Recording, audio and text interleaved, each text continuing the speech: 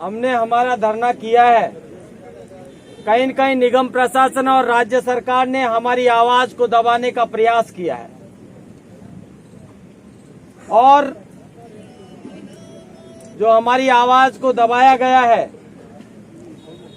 निगम प्रशासन ने हालांकि अच्छे से बात की है, क्योंकि उन्हें पहले का जो निगम प्रशासन था और पूर्व में जो आरवटका के द्वारा जो कारनामे किए गए हैं उनकी गाथाएं सुनाई गई थी। उन गाथाओं की वजह से आज माननीय चेयरमैन साहब, माननीय प्रिंसिपल सेक्रेटरी एनर्जी साहब लगभग 1.5 घंटे तक हमारे साथ में वार्ता की और एक एक बिंदु के ऊपर विस्तृत रूप से चर्चा की। लेकिन साथियों, यदि वर्तमान परिप्रेक्ष्य की मैं बात करूं तो हमारा जो सबसे बड़ा दुश्मन है वो है कोरोना। और ये जो कोरोना नामक जो बीमारी है ये सिर्फ आम आदमी के ऊपर ही इफेक्ट करती है, राजनेताओं के ऊपर इफेक्ट नहीं करती है। तो कहीं न कहीं साथियों, एक आम व्यक्ति को जो दबाने के जो प्रयास, जो आम आदमी की आवाज को, एक कर्मचारी की आवाज को दबाने के जो प्रयास राज्य सरकार के जो चल रहे हैं, केंद्र सरकार के जो चल रहे हैं, ये कहीं न कहीं हमारे हितों के ऊपर कुठाराघात किए जा रहे हैं।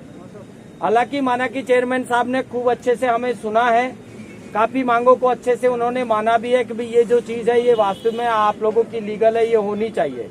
लेकिन साथियों, जो चीज हमें मिलनी चाहिए थी, आज जो हम जिस लक्ष्य को लेकर के आज जो हमने धरना प्रदर्शन किया था, वो लक्ष्य तक हम आज नहीं पहुंच पाए। कारण ये रहा कि भाई कहीं न कहीं हमें शाम को जो मेरे ऊपर जो दमनात्मक कार्रवाई की गई, गलत तरीके से मैसेज मेरे मोबाइल के द्वारा दिए गए, हमें परमिशन नहीं दी गई। इस वजह से ये हमारा जो आगे का कार्यक्रम है वो हम सब लोग बैठ के डिसाइड करेंगे। आज के परिप्रेक्ष्य में जो मुख्य रूपों से जो जिन मांगों के ऊपर चर्चा हुई है, भाई रामप्रकाश जी आपको बता चुके हैं। इंटर डिस्कॉम ट्रांसफर के ऊपर ये पॉलिसी बनाने के लिए ये एग्री होंगे, लेकिन उसके लिए क्या है कि एक अपने को एक रोड मैप तैयार करना पड़ेगा। हालांकि ये वन टाइम करने के लिए तैयार हो जाएंगे, लेकिन वन टाइम में सॉल्यूशन नहीं निकलेगा। इसलिए अपने को जो देखो मूल लड़ाई जो लड़नी है वो विद्युत मंडल के गठन की लड़नी है, ताकि हमारी नौकरियां भी बची रहे और ये जो सिस्टम है ये भी ठीक हो जाए। आरविटके जिंदाबाद, आरविटका जिंदाबाद, आरविटका जिंदाबाद, आरविटका जिंदाबाद, आरविटका आरविटका। जो दो शहरों के निजीकरण के ऊपर बात की तो उन्होंने कहा कि भाई केंद्र के द्वारा प्रस्ताव दिया गया है। हमने ये कहा साहब, ये जो केंद्र का प्रस्ताव है, आप तो हमें ये बता दीजिए हमें आप क्या काम में लेना चाह रहे हो। भाई आप है जो रीडिंग का जो कार्य है वो भी आप स्मार्ट मीटर लगा करके हमसे छीनना चाह रहे हो। जीएसएस आप ठेके पे दे चुके हो, एफआरटी दे चुके हो कि नहीं, ऐसा कुछ नहीं है। स्मार्ट मीटर का जो प्रोजेक्ट है वो केंद्र सरकार का आ रहा है। लेकिन साथियों, चाहे केंद्र सरकार का हो चाहे राज्य सरकार का हो, यदि उपभोक्ता और कर्मचारियों के लिए यदि कोई भी घातक चीज है तो उसका हमें 100% हमको विरोध करना है और रोकना है। सही बात। ये जो चीज है ये मैंने माननीय चेयरमैन साहब को भी बोला है और आप लोगों को भी मैं कह रहा हूँ। आप उपभोक्ताओं को समझाइए, अपने आप को समझाइए, लोगों को समझाइए कि जो चीज गलत हो रही है वो हो रही है। एफआरटी के ऊपर पूर्ण रूपेण मैंने साफ साफ कहा है साहब, एक एक कर्मचारी लगा रखे हैं और आप 2.5 लाख रुपए दे रहे हैं और जो कार्य हैं वो सारे के सारे कार्य कर्मचारियों से करवाए जा रहे हैं उपभोक्ता शिकायत निवारण के। तो उनका उन्होंने कहा भाई इसके जांच कराऊंगा और कमेटी बनेगी। अभी माननीय ऊर्जा मंत्री जी के स्तर पे 8-10 दिन के अंदर वार्ता होनी है, क्योंकि 3 कंपनियों की तो वार्ता बुला चुके हैं। भाई उत्पादन निगम की वार्ता होगी अपनी, अजमेर डिस्कॉम और जोधपुर डिस्कॉम की होगी, जयपुर डिस्कॉम और उत्पादन निगम की एक दिन की वार्ता और होनी है। उसके बाद में माननीय मंत्री जी के स्तर पर एक बार पुनः सभी संगठनों को बुला करके और वार्ता की जाएगी। उस वार्ता में फाइनल हो पाएगा कि किन किन मांगों को तो माननीय सरकार मानेगी और किन किन मांगों को नहीं मानेगी। अभी आज की डेट तक 2 शहरों को जो निजीकरण है इसको रुकवाना है अपने को। ये कोई केंद्र का प्रोजेक्ट नहीं है, ये सिर्फ राज्य सरकार के द्वारा दिया गया फरमान है और हमें इसे नहीं मानना है। इसके लिए हम सब लोगों को एकजुट होकर के लड़ना है। अब 2015 के जो हमारे 48 मुकदमे थे उनको क्लियर करने के लिए साहब ने डाटा कलेक्ट किए हैं कि भाई डाटा मांगे हैं चेयरमैन साहब सीपीओ साहब से, सब लोगों के डाटा कलेक्ट हो जाएंगे। उस टाइम की जो भी चार्जशीटें थी वो डिस्पोजल होंगी। प्लस कर्मचारियों को एएनओ के द्वारा जो बेवजह चार्जशीट दी जाती है या बेवजह उनको चिट्ठी पत्री की जाती है, वो चार्जशीटें एक टाइम बाउंड फ्रेम में अपना जो ऐप बना हुआ है उसके माध्यम से क्लियर होंगी। HRMS में लेते हुए वो टाइम बाउंड फ्रेम में प्रत्येक प्रकार की किसी भी प्रकार की चार्जशीट हो वो क्लियर होगी। प्लस किसी भी कर्मचारी को यदि सस्पेंड किया जाता है तो ऐसा नहीं है कि वो 6 महीने 12 महीने तक बैठा रहेगा।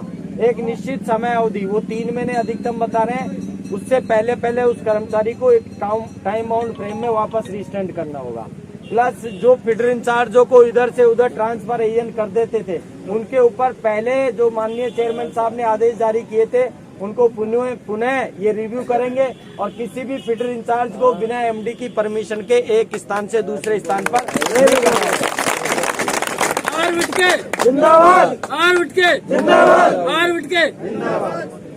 ट्रांसफर के लिए एक पॉलिसी बनाई जाएगी जिसमें वरीयता के आधार पर ट्रांसफर किए जाएंगे। ऐसा नहीं है कि मंत्री जी इतने मांग रहे हैं, फलाने साहब इतने मांग रहे हैं, इतने दे दो करवा। सर विधायक तो ये जो सिस्टम है, जो ट्रांसफरों के नाम पे जो कर्मचारियों को लूटा जा रहा है वो सिस्टम भी बंद होगा। उसके लिए भी एक ऐप बना करके जिस प्रकार से पटवारी और कुछ अन्य विभागों में एक निश्चित समावधि में ट्रांसफर किए जाते हैं, ठीक उसी प्रकार का एक फ्रेम बनाया जाएगा और निश्चित जिन लोगों ने जिस प्रकार की एप्लीकेशन लगाई है उस हिसाब से ही उनके तबादले किए जाएंगे। उसके लिए किसी को भी स्पेशली कोई जैक जुगाड़ लगाने की आवश्यकता नहीं है। एक सामान्य कर्मचारी को भी समय पर तबादला मिलेगा।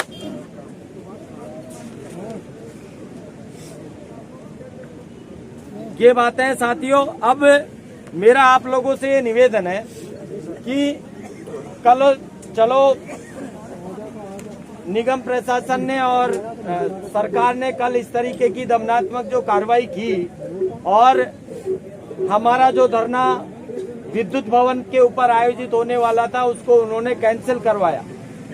अब साथियों बहाना इनके पास में एक ही है कि कोरोना है और जयपुर राजधानी है, इसलिए हम आपको अनुमति नहीं दे सकते।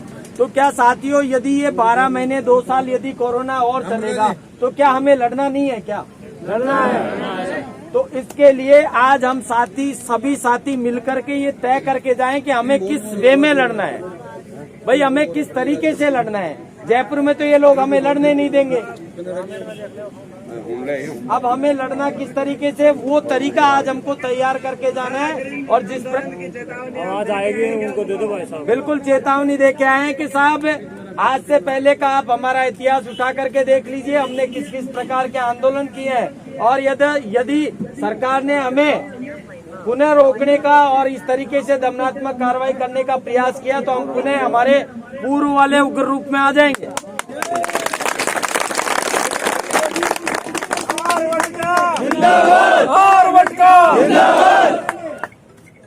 मेरा आप सभी साथियों से आज ये निवेदन है कि हमें आगामी लड़ाई किस प्रकार की लड़नी है वो तरीका आज हम सब लोग यहाँ से डिसाइड करके उठे और सरकार को ये चेतावनी दे करके उठे कि इस टाइम बाउंड में यदि आपने हमारी मांगों पर सकारात्मक विचार करके यदि पूर्ण नहीं किया तो हम पुनः उग्र आंदोलन करेंगे। उसकी रूपरेखा साथियों आज सब लोग बैठ करके तय करके जाए, मेरा ये निवेदन है। धन्यवाद। और तीज का त्योहार है, सभी साथियों को बहुत सारी शुभकामनाएं तीज की। साथ ही साथ आप लोग मेरे बुलावे के ऊपर, संगठन के बुलावे के ऊपर आप लोग आए, आप लोगों का बहुत बहुत धन्यवाद है। जो भी साथी उचित मार्गदर्शन देना चाहे, अपने विचार व्यक्त करना चाहे कि भाई आगामी लड़ाई हमें किस